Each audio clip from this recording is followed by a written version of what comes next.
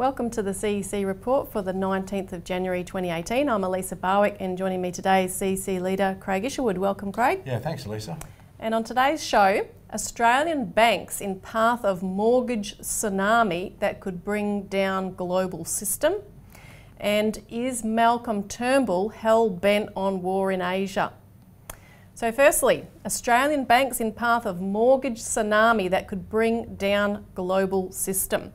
Now we'll talk about that mortgage tsunami and the details of that in a moment, but firstly to situate it, there's been a number of further warnings. A lot of commentators are talking about a new global financial crash this year. Of course, we've been saying it since the first one and even before that, but we knew 2008 wasn't the end of it. Everything they did in response to that crisis made matters worse, and there's a much bigger bubble. There's manifold bubbles on every front. So just to quote a couple of the more distinct warnings in the last week, Desmond Lackman, former Deputy Director of IMF Policy Development and Review Department, on the 9th of January, he said there are numerous good reasons to fear that if the consequences of today's global bubble are indeed different from 2008, it may be because it is more dangerous. Bubbles are much more pervasive today than in the run-up to the 2008 financial crisis, when they were contained to the US housing and credit markets. Now they can be found in almost every part of the world economy. So we've been saying that also for many months on the show. Then you had on the 8th of January in the Telegraph, Ambrose Evans-Pritchard, their business writer, who said we are in uncharted territory because, as he pointed out, central banks have never conducted quantitative easing on a mass scale before, and they have never tried to reverse it by selling bonds back into the market. Least of all when global debt is a record 332% of GDP, and the system has never been more sensitive to shifts in monetary policy. And finally, you had Pascal Blanc, Chief Investment Officer at Europe's largest asset manager, Amundi. And he wrote this article with Professor Eamon Rajan, the Chief Executive of Create Research, in the Financial Times on the 4th of January. It was headlined, "Global Debt is the Danger, Beware the Butterfly Moment." And they go on to say that the global economy is vulnerable to the butterfly effect, the part of chaos theory that says small changes can lead to big outcomes. You know, Lisa, I think sometimes you have to wonder whether, we've been reporting on these crises for a long time, whether people are, becoming sort of like immune to these warnings all the time. But the warnings are getting more and more serious as we get further and further from the original global financial crisis, because what's taking place is there's never been a solution put in place. No. Just more and more money priming, quantitative easing, more and more band-aids, more and more actions taken behind the scenes that are not reported. And there are actions being taken, but not to deal with the debt crisis, not through actions like we call for, like Glass-Steagall, where you put the necessary existing banking system, the boring banking, the mortgages, the deposits and stuff, and protect those, and then deal with this speculative cancer that we have, this debt cancer, because of the speculation, quarantine that from the existing economy. None of those sorts of political policies are being followed, because we have been, for the last 40 years, under this policy of monetarism, where everything is geared towards the speculative policy of using money as its own tool. Yeah. And this policy is coming to an end. And they've got to continue to prop it up by policies that are not talked about publicly, but are creating bubble after bubble after bubble after bubble. But all these bubbles, everything bubbles that we talk about, are about to pop. And see, they have no option unless that's why they keep pumping them up, unless they went with Glass-Steagall, but that's a political question. It would be the biggest, political shift in terms of control back into the power back into the hands of governments, for probably centuries, if that were to take place. So that would have mammoth implications. Huge implications. And I think, we talk about a policy, for example, in our organisation of national banking, right, where you actually have a national bank. Now, a national bank, like was, say, enacted pretty much during the war by Curtin and Chifley, where Curtin and Chifley politically used the Commonwealth Bank effectively as a national bank to govern the economy during wartime conditions, where the government created the policies and directed the private banks through the Commonwealth Bank to direct the economy. Now, that was a political process because at that point we're absolutely necessary in order to build up our economy to fight the war. But it was a political process. So national banking is a political process. Now, today you say, well, where's that process? Well, that process is completely in the hands of the private bankers. So the political process driving our economy, or for that matter, the global economy, is in the hands of the private bankers. And that's why we have the mess. So until we have regained the process where the political decision makers, the politicians, go back to the idea of making decisions in the interests of the economy as a whole, in the interests of what we call the general welfare, unless we get back to that, none of these policies are going to be solved. And that's where Glass-Steagall fits in. And Australia, Craig, could actually lead the world in this if we got our act together. And I say that because we have to get our act together because we have this mortgage tsunami bearing down now. Now, the reason for that is the subcomponent of our massive mortgage bubble, which is interest-only loans, where people are not repaying principal, they're only paying interest on the loan, and some people really aren't even aware that they're about to get hit because after the first 5 years of such a loan... Only 5 years, I mean that's a very short period of time. Then they start to pay both principal and interest. Now, a big increase, and we can put up a graph of this which was on the front page of our alert service, our weekly publication. A big jump in interest-only loans began in 2013, and that was basically deliberately promoted in order to prop up the housing bubble, which was reaching its limits. So now, from 2013, it's 5 years to 2018, and there's going to be, some people will see an increase of, say, $1,200 a month on their mortgage. That's just on a $500,000 mortgage. Some people are on, obviously, $1 million or more. So this, you've got about maybe $580 billion of mortgages in this component of total mortgages. The Australian Financial Review echoed our warning that they're reckoning that $60 billion of these loans will reset in the next 4 years. And digital finance analytics principal Martin North said the horse has bolted. He thinks the real crunch will hit 2019, 2020, but that'll be if we're lucky. But he says this is horribly like the USA scenario with the reset loan rates that catalysed the global financial crisis. So the solution, as you said, is Glass-Steagall. Now, we did have Kate Carnell, the Small Business Ombudsman, come out this week saying that banks should be treated like utilities because they're basically essential services. So like your power and your water and so forth, you know, they can't say to you, I won't provide you a service. They have to be treated in such a way by the government. Now, we're going to stop for a moment, but we're going to continue talking about this right after this short break.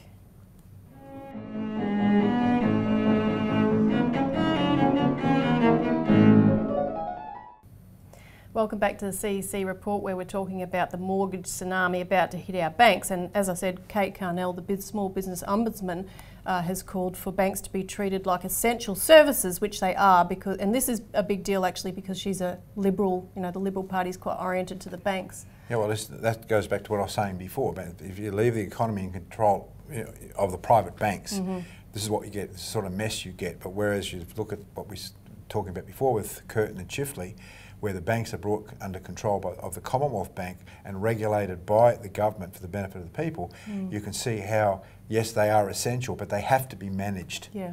Right, they have to be treated in that. They can't let the private banks by themselves run the economy because this is the sort of mess you get into. And that's where this crash, in one sense, is a good thing actually, because it's going to wrest the power from those banks in any case. It's just whether we can manage it in an orderly way so we don't wipe out the economy. There's going to be a whole raft of different policies brought in which might be a bit shocking to people because you can't allow people to be thrown out on the street, lose their homes and so forth. I want to talk about that now, the political shift, because this was raised in the British press. You had the British fund, there's a fund called GMO, and the manager of that fund, Jeremy Grantham, on the 3rd of January wrote a paper bracing yourself for a possible near-term melt-up.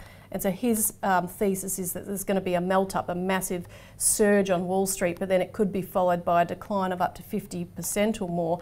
And Ambrose Evans-Pritchard, who I mentioned earlier in the Telegraph, commented on this. And what he said was interesting, because he said if Grantham is right, we face a wicked political denouement, meaning the final act or finale of a play. He said, how would the West's bruised democracies respond to the spectacle of another Gatsby-esque obscenity on Wall Street and in the city, followed by a double-dip depression? The clean broom of Bernie Sanders and Jeremy Corbyn would be the least of our worries. The great settling of scores that never quite happened after the crisis in 2008 might this time sweep away the entire economic order. And Craig, that's exactly what Jeremy Corbyn said in a nutshell in his speech to his Labor Party's conference last year, where he spoke about the fact that politics was finally catching up with the crash of 2008 because the Labor Party offered people a clear choice. And I think that's what you're seeing here also in Australia, Elisa. There's going to be a lot of policies going to have to come into the fore. You've got an overinflated housing bubble. You've got people in overinflated mortgages. What happens when the housing bubble actually bursts because of the exposure to the banks and everything we've been talking about? What, people are going to be thrown out in the street? No, you're going to have policies like we've talked about in our Homeowners and Bank Protection Bill back in 2009. It's available on our website. People should go back to that. Have a look at that. The mortgages can actually be renegotiated at a low interest rate over a long term to make people, allow them to stay in their homes. And the point, though, is, Elisa, is that you have to think about policies from the point of protecting the people, even sometimes from themselves, because they don't understand how they're being swept up in the insanity of current economic thought. And a lot of these policies will be shocking to a lot of people. But we're in a speculative bubble. In speculative bubble equals insanity. And that's the problem we were dealing with. And one big aspect of that I want to raise, of that bubble, is the corporate debt bubble, which there's been many warnings about, including from us. And just in the recent week, you've had two major collapses. The South African-based conglomerate called the Steinhoff Group, it was a so-called zombie company, which is now a so-called fallen angel because it has collapsed. And the Bank for International Settlements, by the way, says that 1 out of 10 corporations in emerging and advanced economies are zombie companies, so they're dead men walking basically. So it went down, and 4 major banks, namely Citigroup, Bank of America, JP Morgan Chase and Goldman Sachs, couldn't happen to a nicer mob, lost more than $1 billion. But now we've also got the case of Carillion, the UK construction company and service provider, one of the UK's biggest contractors, which has collapsed as well, and they owe £1 billion to 30,000 businesses, many of which are expected to go under as a result. And also there's banks that loan them about $2 billion that are exposed. And I want to show a clip of Jeremy Corbyn addressing the fundamental issue here, because this company's taken up a lot of the privatised government contracts. So he addresses the cause of what's leading to this crisis being economic liberalism, privatisation and deregulation. So we'll just watch that clip. In the wake of the collapse of the contractor Carillion, it's time to put an end to the rip-off privatisation policies that have done serious damage to our public services and fleeced the public of billions of pounds. This is a watershed moment. Across the public sector, the outsource first dogma has wreaked havoc. Often it's the same companies that have gone from service to service, creaming off profits and failing to deliver the quality of service our people deserve. The evidence is clear, and it is everywhere. Look at the $2 billion public bailout of Richard Branson's Virgin and Stagecoach for their own failure to run the East Coast Line properly. Or the scandal of the National Health Service being sued by private companies like Virgin after losing a contract bid. Staff and patients in our NHS are facing shocking conditions this winter. Tory underfunding has caused a crisis, but privatisation, outsourced contracts and profiteering have made it worse. Our public services, health, rail, prisons and even our armed forces housing are struggling after years of austerity and private contractors siphoning off profits from the public purse. It's time we took back control. We not only need to guarantee the public sector takes over the work of Carillion that they were contracted to do, but goes much further and ends contracts where costs spiral, profits soar and services are hollowed out. Labour will end the private finance initiative rip-off, put an end to the private profit is best dogma, and run our public services for the benefit of the many, not the profits of the few. So, Elisa, I think you can see why when Ambrose Evans Pritchard said what he said back on the 5th of January about Corbyn and Bernie Sanders taking over. From that clip, you can see how serious, Jeremy Corbyn is about dealing with the sort of policies that have wrecked the UK economy. He intends to change it, and he is dead serious. And the Conservatives know that they're in for a complete change of policy. Yep, that's very good news. Now, just a reminder for people who have been following our campaign to stop bail-in laws, which are laws that will allow the government to let APRA take savings and various kinds of bonds to prop up banks during a crash. So this is what they have to bring in because they're not going with Glass-Steagall.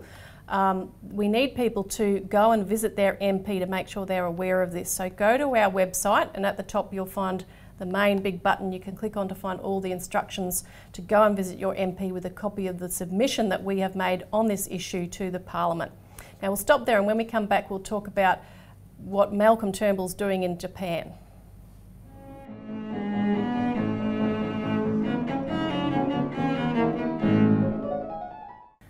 Welcome back to the CEC report. Is Malcolm Turnbull hell-bent on war in Asia? So as everyone probably knows, Malcolm Turnbull is in Japan at the moment, and look, this guy, everything he does lately is rubbing China up the wrong way, and it's supposedly all inadvertent, and all the commentators are saying, oh, it's not aimed at China, we have to make them understand it's not aimed at them, but somehow we keep doing it, and it's as if, we're expected to believe the government are 3-year-old kids or something, that they keep making the same mistake over and over again. Look, these policies are aimed at China. We had the foreign policy paper which stated outright that Australia is dedicated to stopping China unleashing its will throughout the region, and in other words, we will back America and in fact push America to take a stance towards China which will essentially contain it and keep it restrained beyond any kind of expansion. You had the foreign interference laws which were aimed clearly at China even though they said they were not. In the last week or so you had the comments by the development minister regarding the Pacific Islands and how China's aid is bogging them down in debt, and basically very cynically saying or insinuating that that's all it's all about for China's global ambitions. And now you've got Turnbull in Japan, and I want to start with what when he arrived, and in fact in the lead up to it there was a mistaken broadcast where a warning was sent out that a North Korean missile had been launched at Japan, and it was dismissed quite quickly, unlike the same scenario that happened in Hawaii, which we'll talk about in a moment.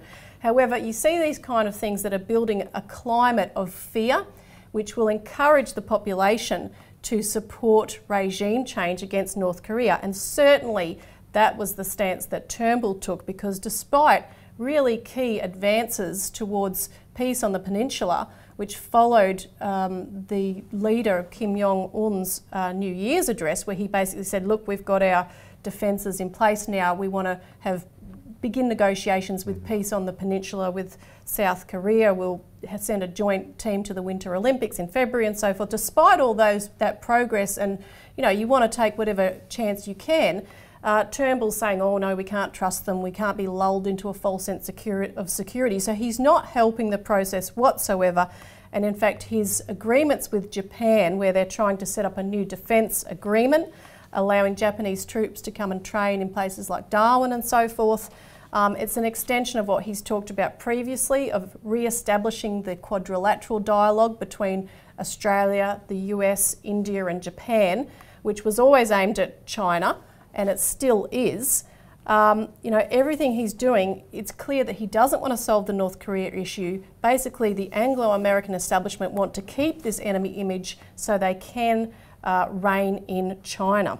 In contrast, look at what Democratic Congresswoman Tulsi Gabbard had to say in reaction to this false alarm in Hawaii the other day.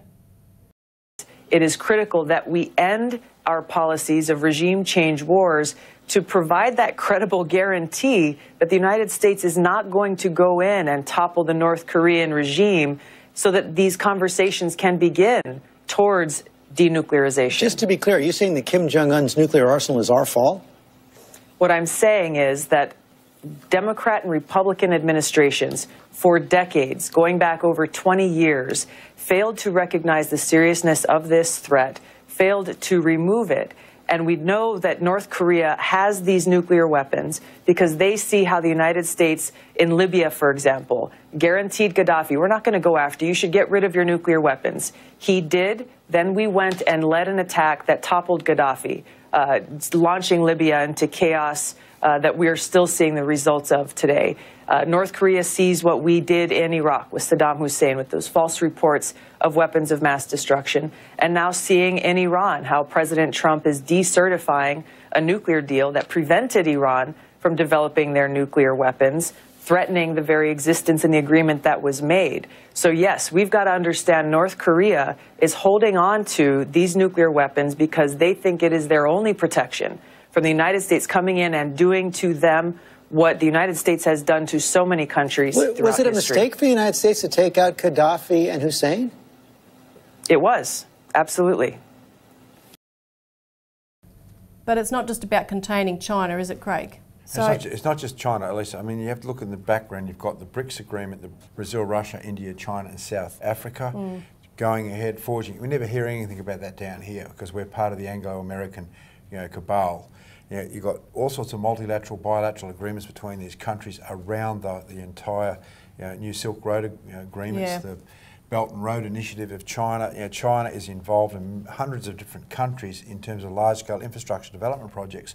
So you have a new paradigm in the world which is not centred around the powers of the Anglo-American establishment, and this is what's threatening the Anglo-American dynamic, of which Australia is so sucked into that we have to keep flogging literally a dead horse. Our racehorse died, and yet we keep flogging this thing, saying we could get this thing going. well, it's what we said earlier. It's, what China's proposing with the Belt and Road Initiative, which can include the entire world in collaborative development projects, shifts the power out of the hands of the international banking framework. One of the things that Conchetta Fierravanti-Wells said, the development minister, when she addressed the Pacific Island nations, is that if we had more loans from the World Bank and the IMF and the Asia Development Bank in there as opposed to Chinese loans, there'd be more transparency. We can see their books, we can see what's going on, i.e. control. And of course the two greatest nations that China's contributing aid to in the Pacific are Fiji and Papua New Guinea, both of whom last year signed on to aligning with the Belt and Road, and therefore there's projects that China are initiating in those countries. Now Australia, of course, has refused to align with the Belt and Road, and now are we not only not doing it ourselves, we're trying to sabotage those countries from gaining the benefits from it. So it's nuts. It's absolutely crazy, Elisa, but this is the typical of the British policy that we've been stuck in. And we're coming up to Australia Day, right, Elisa? We're not a sovereign country, people. We're a British colony. We keep flogging this idea of we're a sovereign country, but we don't even have a republic. I mean, we're not a sovereign country. Our Australia Day should be a celebration of us being a sovereign nation, right? This is our problem. Yeah, we don't have a sovereign foreign policy. We're not acting in our interest by not joining the BRI. No. We're advancing Anglo-American interests. Even France, Macron just went to China, the president, and they're now saying we will affiliate with the BRI and work together on joint projects. They called the BRI a treasure to civilization. Well, Macron did. But call in to find out more. We've written extensively about these subjects, about the Pacific Islands, what's really going on there in our Australian Alert Service. We'll send you a free copy if we haven't already. And go to our website to find out more information and to contact your MP. So thanks for tuning in. That's all we've got time for. Thanks, Craig. Yeah, thanks, Elisa. And join in again next week.